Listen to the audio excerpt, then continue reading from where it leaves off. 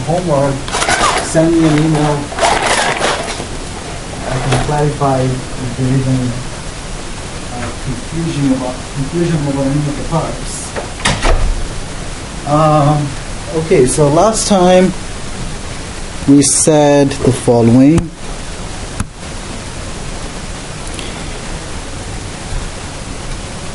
Okay, so the proposition we were looking at was, okay, so far what we have done was that we,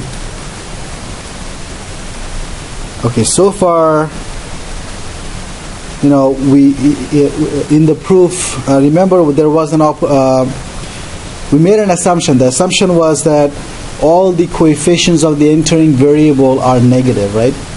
That was one of our simplifying assumption, but it doesn't. We don't lose any generality for that, right? And we came up with the leaving variable, and then we wanted to show that the new dictionary D prime is a feasible dictionary. So we solved for XCJ. And XCJ is the entering variable. And when we solved for the, let me go back again, sorry. When we chose the leaving variable, so we chose the entering variable XCJ, and then how did we come up with the leaving variable? We said the leaving variable would be XVI, because why? Because we are assuming that BI divided by AIJ is the smallest of all the ratios, right? What are the ratios here? Well, B1 over A1J, what is that number? What is that number? That's a bound on XCJ. That is, if you increase XCJ beyond B1 over A1J, then XB1 becomes negative. XB1 becomes negative if you increase XCJ beyond the ratio B1 over A1J. Same way, XB2 becomes negative if you increase XCJ beyond B2 over A2J, and so on. And we said that BI over AIJ is the smallest of the ratios, so that if I increase XCJ up to that point, we are not going to violate any of the constraints. So it is important to keep in mind that BI over AIJ is the smallest of the ratios that I wrote in red. Okay, now XBI is the leaving variable. So what do we do? Well, we solve for XCJ. We solve for XCJ from the pivot row. If I solve for the XCJ from the pivot row, I get that XCJ is BI over AIJ plus other terms, and then we see that what would be the value of, so XCJ will be the new basic variable in the next dictionary. So what's the value of XCJ in the next dictionary? Well, the value of XCJ in the next dictionary would be exactly BI over AIJ, because in the next dictionary all the other XBI would be non-basic, and XC1 up to XCN would be non-basic, so they will be 0. So the value of XCJ would be BI over AIJ. Once we understand that, then we want to know, hey, what's the value of the other basic variables in the next dictionary? Well, what would be the value of XB1? And I said, well, go back to the first equation for XB1. If you look at the equation for XB1, I see XCJ at some point where I replace XCJ by its value in the next dictionary. In the next dictionary, we saw that the value of XCJ is what? BI over AIJ. That's the value of XCJ. So I plug that in, and then I see what XB1 is. Remember, all the other co-basic variables would be 0 in the next dictionary. So that means that the value of XB1 would be B1 minus A1J times XCJ. But what is XCJ? B1 minus A1J times BI over AIJ. Remember, that's the value of XCJ. So that's what I get.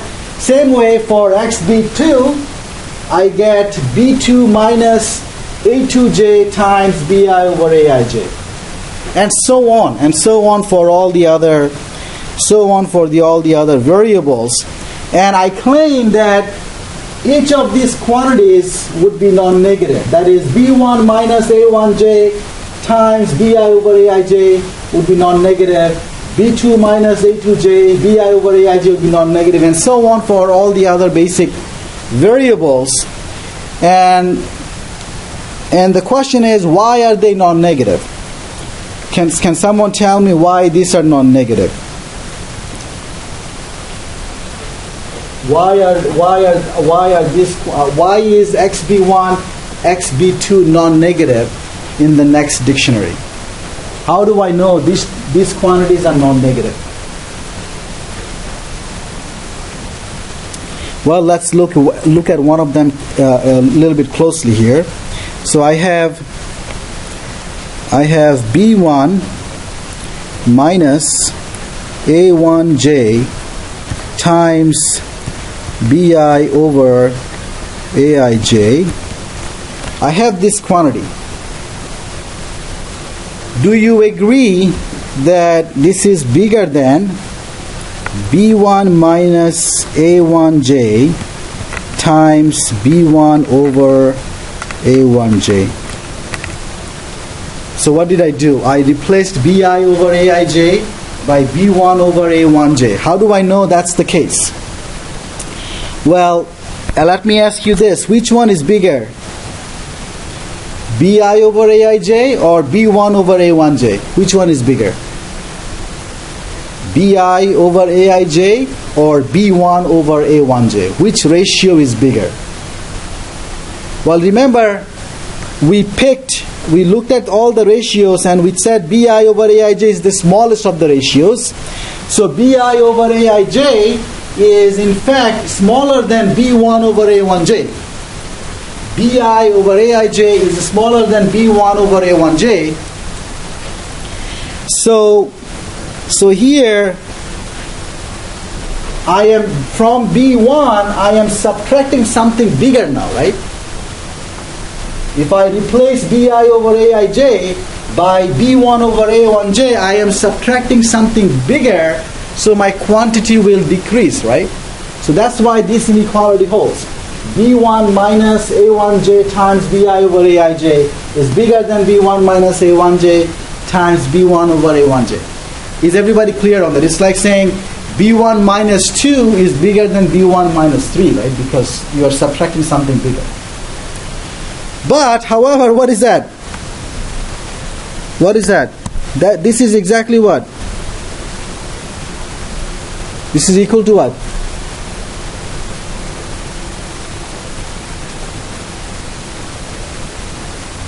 Zero, right? Because A1J cancels out, then you get B1. This is equal to B1 minus B1, right? Which is 0. So my point is this quantity is indeed, so remember this was XB1. This was XB1, and XB1 is indeed non-negative. Same way XB2 will be non-negative as well. Is everybody okay? So my goal was to show that the next dictionary B prime would be feasible, and that's the case, that every basic variable in the next dictionary is non-negative, and of course the co-basics are 0. So we get if I start with a feasible dictionary, pivoting will give me another feasible dictionary, okay? Everybody is clear. But I also wanted to show something else, right? What else did I want to show? I wanted to show that the value of the objective function will be non-decreasing under pivoting, right? So when you apply pivoting, the value of the objective function either remains the same or increases, right? How do I know that? Well, let's think about what is the value of the objective function in the dictionary D. Can someone tell me what is the value? So what's the value what's the value of z in d prime? And let me denote that by z of d prime. So what is the value of z in the next dictionary? Can you come up with that? Let me go back to the dictionary D, and I didn't write down d prime yet, but I think it's pretty clear what would be the value of the objective function in the next dictionary.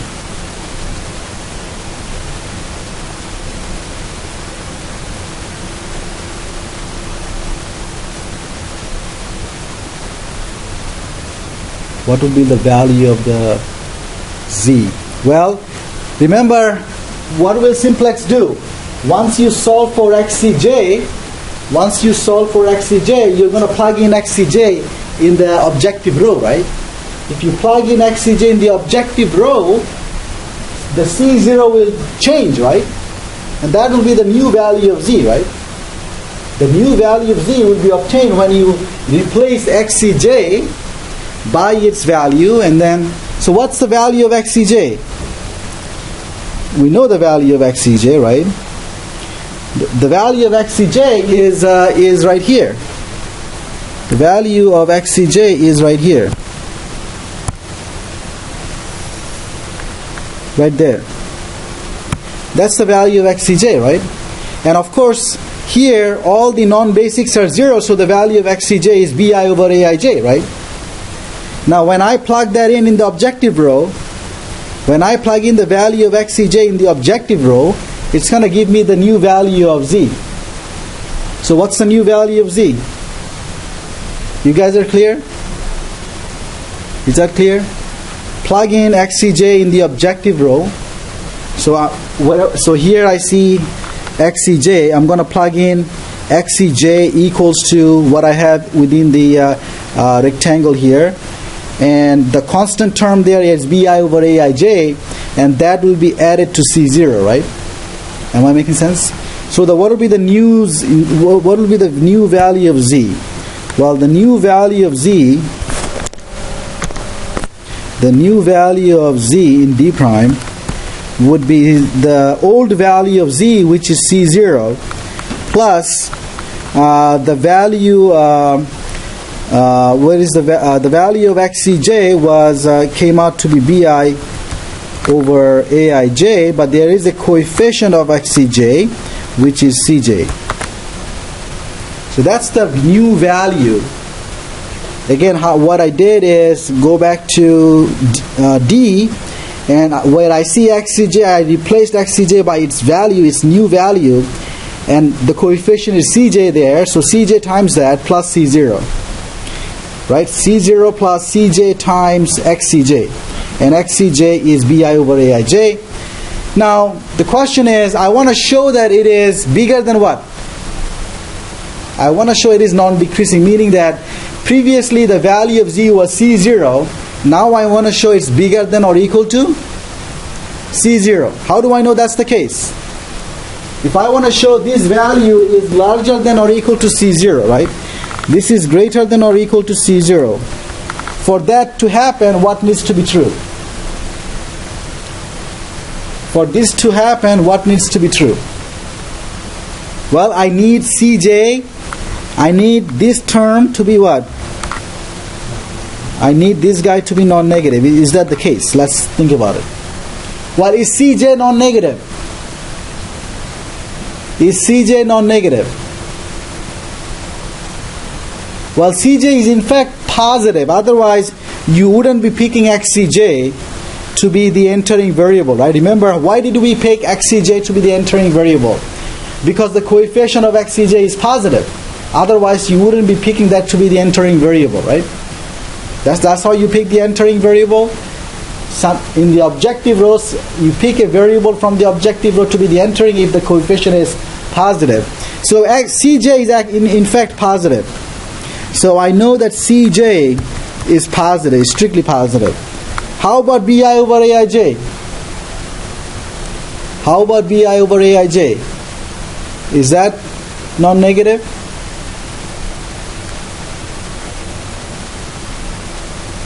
What was bi over aij? Is bi positive? Or sorry, is bi non-negative? Well, bi has to be non-negative because bi is the value of xbi in the dictionary D, which is a feasible dictionary. Because it's a feasible dictionary, bi has to be positive, right? If any of the constants here is negative, then it's not a feasible dictionary, right? Remember, D is a feasible dictionary. So bi is non-negative. And how about aij? Remember, minus aij is negative, so aij is positive, right? So aij is positive. aij is positive, but bi is non-negative. That's all we know. Because bi is non-negative because it's the value of the basic variable xb1 in dictionary D. So altogether, I get that the second term in z of d prime is non-negative altogether, and that shows that. So I can say that the objective value in the next dictionary D prime is larger or equal to the value of the objective function in the dictionary D. Okay, that's what I wanted to show, that under pivoting, the value of the objective function either increases or it stays the same. It cannot decrease. So that's the conclusion. All right, so what we have shown then is that the value, we have shown two things. One is pivoting takes a feasible dictionary to a feasible dictionary. Number two, under pivoting, the objective value remains non-decreasing. Okay, it cannot decrease. Okay, so we are done with the proposition, the proof of the proposition. Now, what I want to ask you though is one question. Either the value of the objective function increases or it stays the same. Let's think about what's the case when the objective value will remain the same? In which case will the objective value remain the same? That's important because if you're applying simplex to get to the final dictionary, the optimal solution, you want to keep increasing z until you cannot anymore, right? And if your program is, if a lot of the dictionaries that you're getting, let's say the next couple of 100 dictionaries are giving you the same value of z. Is that a problem? Well, it's taking a lot of, it's going to take up a long time, right? And you're not really increasing z. So computationally, it could be a bad thing. So we want to know when under what condition will the value of z remain the same? That is, the value of z in d prime would be the same as the value of z in d. When will that happen? Well, it's going to happen when the second term is 0, right? If the second term so what's the value of the objective function in d prime? The value of the objective function in d prime is c0 plus cj bi over aij. And so the value of z will remain the same if the second term cj times bi over aij is 0, right? If it is 0, then the value of z in d prime would be c0, and c0 is the previous value, right? So what we see is that z of, so this, we are done with the proof, but now I'm looking at in which case z of d prime is the same as z of d. Well, this will imply that cj times bi over aij is equal to 0. That's the case. That's when the objective value will remain the same. Now, when will that quantity be 0? When will that quantity be 0? Well, Cj is positive, Aij is positive, so the only possibility is that Bi is 0, right? So this would imply that Bi would have to be 0. That's the only way that happens. Am I making sense? Bi would have to be 0. The only way the objective value will not change is when Bi is 0. But what is Bi? Remember that Bi. What is Bi? What is Bi? Bi is the value of xbi, right? Bi is the value of xbi. Xbi is the xbi is the living variable, so xbi is a basic variable in dictionary D. So what it's telling you is that one of the basic variables in the dictionary D must be 0. So what do we see? So Z remains the same Z remains the same in D prime as in D.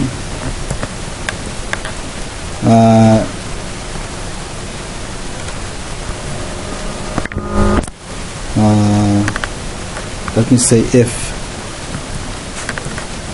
then one of the basic variables in D must equal 0. Such a dictionary D is then called, D is a degenerate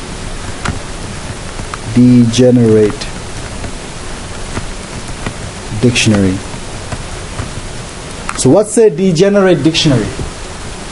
What is the meaning of a degenerate dictionary? A degenerate dictionary means the associated solution is degenerate. So what do I mean when I say that the associated solution is degenerate? It means that one of the basic variables, remember, in each solution, non-basics are always 0. Right? The basics may be 0, may not be 0. So if any of the basic variables are 0, then you have a degenerate solution. So a degenerate solution is a solution where one of the basic variables is 0. Can you remember that? Degenerate dictionary is a dictionary where the associated solution has one of the basic variables equal to 0. Am I clear? You guys understand degenerate dictionary? Degenerate dictionary means one of the constant terms on the right hand side is 0, which means one of the basic variable is equal to 0. In a degenerate dictionary, one of the basic variables is equal to 0. That's it. Okay? At least one of them.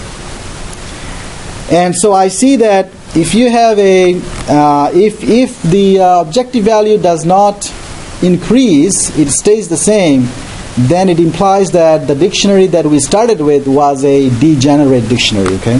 Let me give you an example. So here's an example of a degenerate dictionary. This would be a degenerate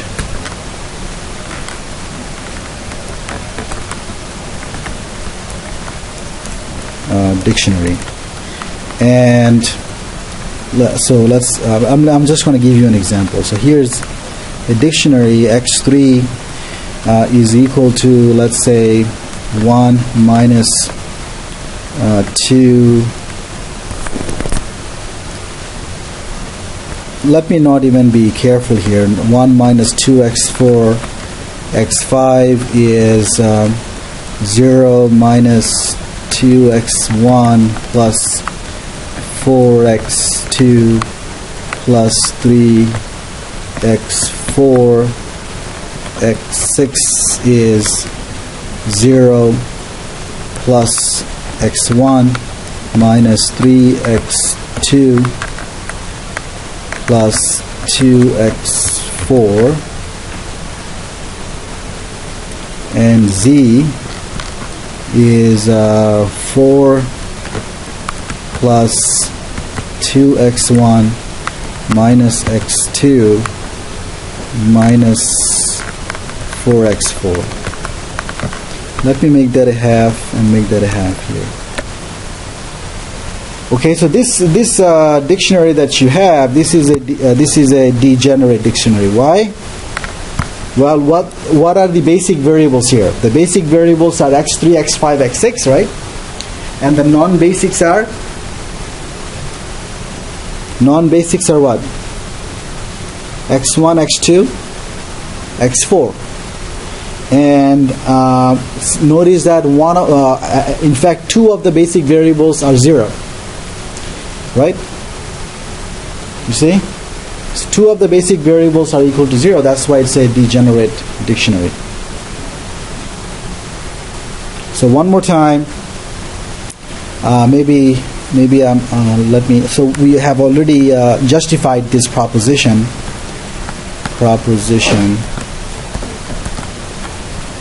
In our discussion above, we already gave you. I already gave you a justification for this. If the value of the objective function remains the same,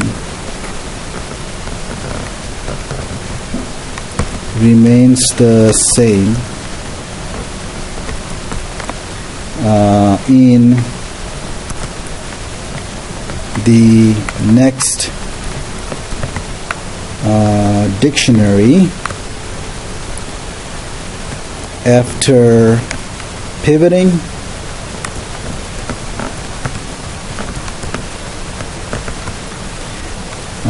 then the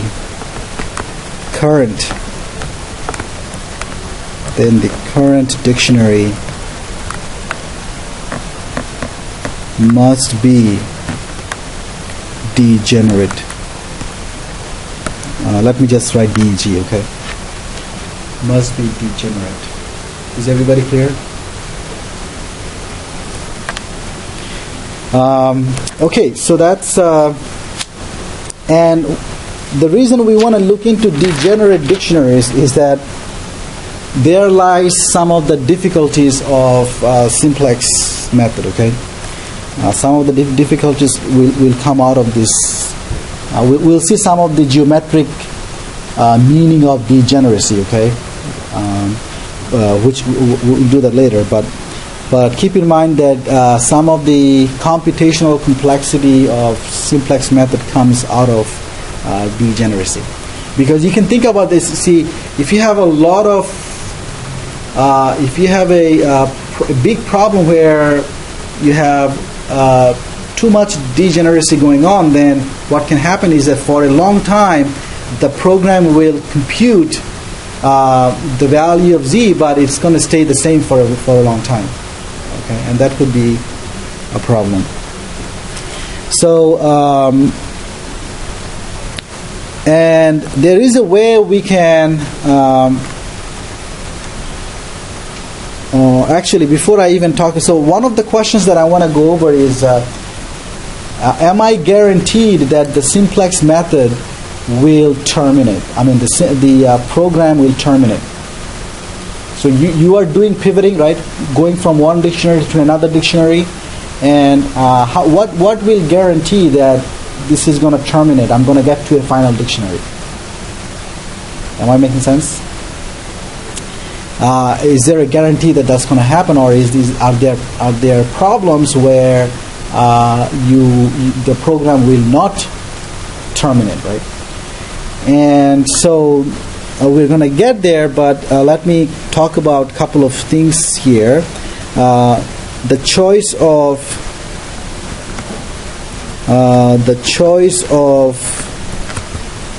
entering variable. It turns out that the choice of the entering variable is associated with this question, whether we are going to get into problems with the termination of the program. So there are a couple of ways of choosing the entering variable. First of all, so far what did we do? We said that you can pick any variable to be any non-basic variable to be the entering variable as long as its coefficient in the objective row is what? As long as its coefficient in the objective row is positive or negative. You can pick any of the variables, any of the non-basic variables in the current dictionary to be the entering variable as long as what? Its coefficient is positive. But I'm going to change that. Instead of doing that, there are a couple of things we could do. Number one, I could make a choice based on, I'm going to call that steepest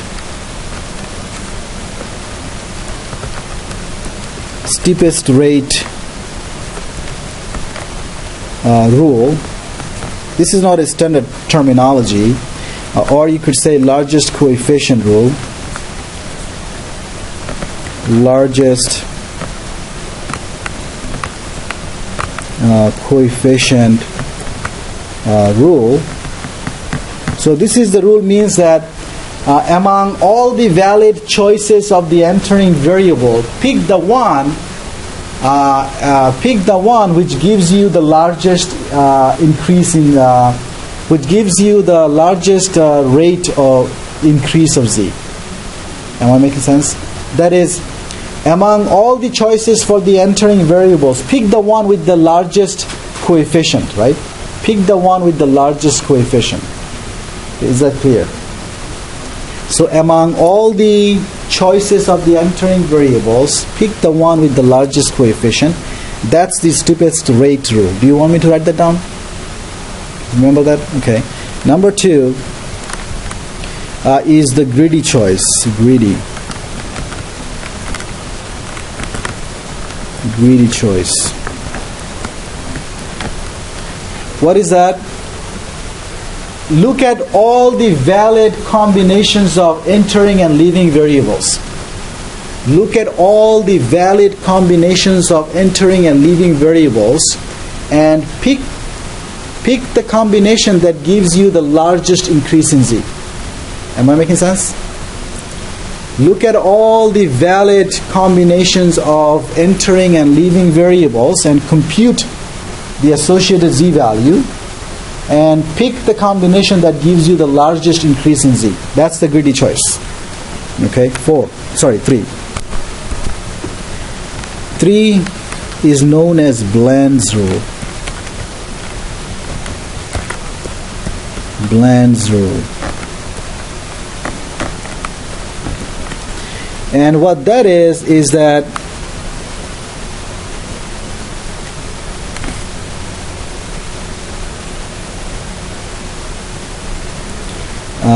so let me say it this way.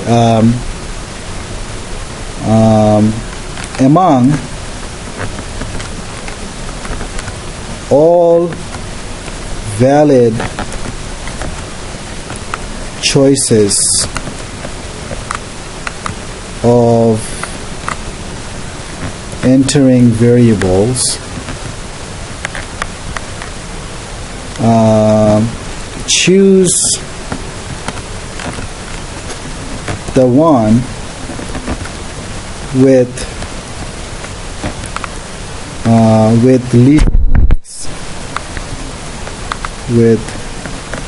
least index. Is that making sense? So in this case, I'm assuming that all the variables at the very beginning, you labeled all the variables with a unique index, okay? And you don't change those indexes anymore. So x1 up to x10, let's say, and the indices are 1 up to 10. So you look at the non-basic variables, look at the possible entering variables, right? And then choose the one with least index. That's the Bland's rule for choosing a entering variable. And how would you choose a leaving variable? Well, there might be a tie for leaving variable. Sometimes there might be a tie for a leaving variable. So which one would you pick? Well, same way. Among all valid choices of leaving variables,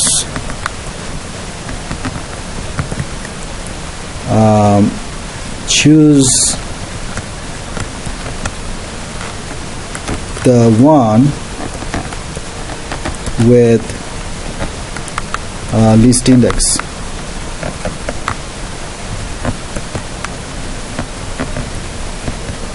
Okay. Now, which one is usually better? Well, if you think about it, Bland's rule is sort of blind about what is happening to the z value, right? The other one is taking into account the z values, right? Well, it turns out that in practice, number one works the best.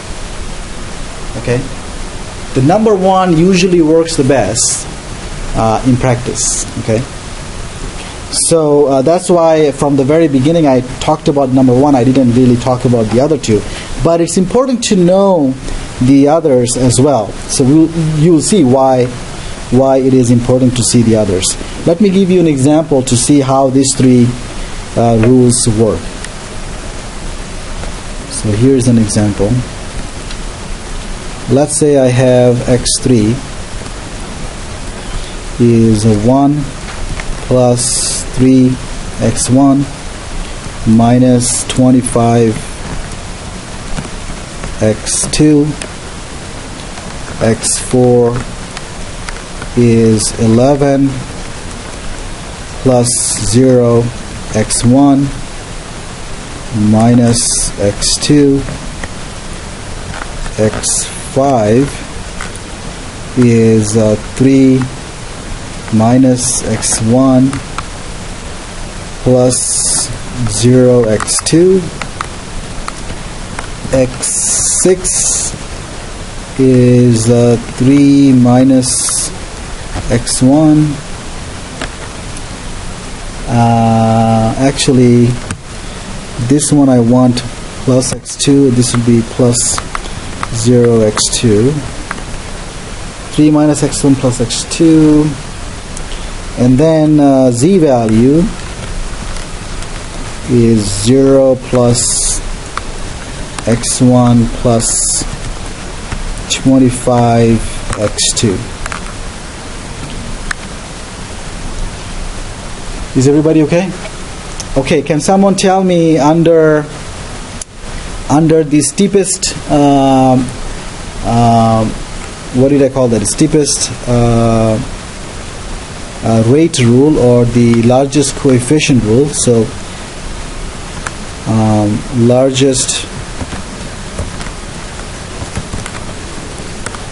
coefficient rule. Under this rule, what would be the entering variable?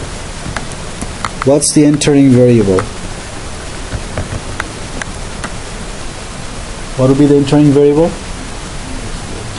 x2, because again, what's the rule? The rule says among all valid choices of the entering variables, choose the one with largest coefficient, because it means that the rate of change of z in the direction of that variable would be the largest.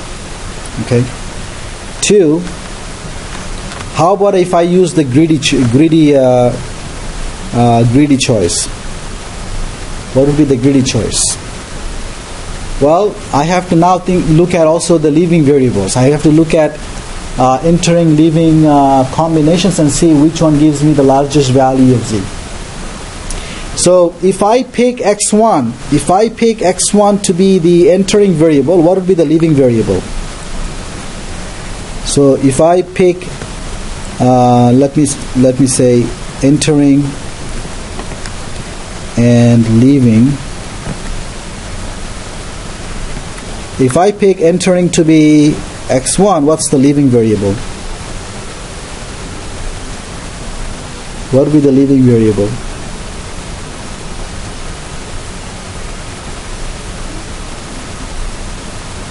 And what would be the corresponding z value?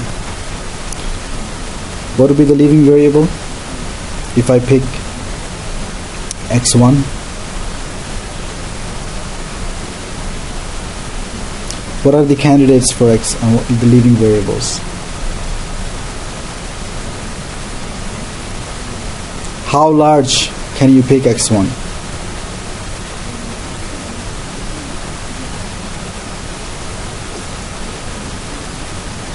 Don't remember that? Well, from the first, for the equation for x3, right? x1 could be anything, right? There is no, it doesn't give you any bound on x1. If you look at x4 row, x1 could be any big number. It doesn't give you any bound for x1, right? From the row for x5, how large x1 can you pick? 3, right? And from the x6, 3. So they are the same, right? So that means both x5, x6 are valid choices, right? For the leaving variables, right? But either case, what's the value of z in the next dictionary? Well, in either case, you can increase x1 up to 3, right? You can increase x1 up to 3. So the value of x1 in the new dictionary would be 3, and so the previous value of z is 0. The new value would be 3. Am I right? Okay. Now let's say the x2 is the leaving entering variable. In that case, what is my choice for the leaving variable? From the row for x5 and x6, I can see that x2 could be anything. It doesn't violate anything. From the row for x4, you can see that x2 could be as big as what? x2 could be as big as 11. From the first row, x2 could be as big as what? Without violating any rule. 1/25th, right? So which one would be the leaving variable? x3, right? Which from the x4 row, I see that x2 could be up to 11. From the x3 row, I see that x2 could be up to 1/25th, right? Again, what you're doing is you're dividing the constant by the coefficient of x2. Divide the constant by the coefficient of x2, right? Am I making sense? So x3 would be the leaving, but then what is the z value? What's the z value? Well, how large can you pick x2? 1/25th, right? So your z value will change by that, 1/25th. So which combination of entering leaving variables give you the largest increase in z? This combination here, right? So you can pick x1, x5 combination or x1, x6 combination. They are the same. So your greedy choice tells you that that's the choice you want to pick. Okay? Is that making sense? Alright, and the last one is the Bland's rule, right? By Bland's rule, so this is the greedy choice. A greedy choice, we see that the entering variable that we should pick is x1. Because if I pick x1, then I have a combination that gives me the largest increase in z. And then 3, Bland's rule. So what is Bland's rule telling you to pick? Which variable should be the entering variable by Bland's rule? That's the simplest one, right? Look at the valid choices and pick the one with least index. Which one has least index? x1. And if I am talking about picking up a leaving variable, then which one do I pick? there were two choices, right? If I pick x1 to be the entering, I have two choices for the leaving, x5 and x6. So I pick x5 because that has the least index. So that's what Bland's rule is. Is everyone clear so far what I said? Okay, we are out of time almost, so let me finish this lecture by asking you a question. What's the largest? So, what is the largest possible number of dictionaries? What is the largest possible number of dictionaries? If you can answer that before you leave today, I'll give you 5 points extra credit. If you can't, I'll give you the answer next time.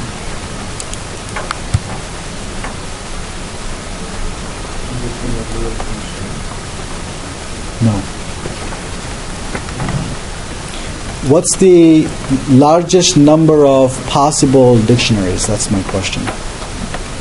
How many different dictionaries can you construct?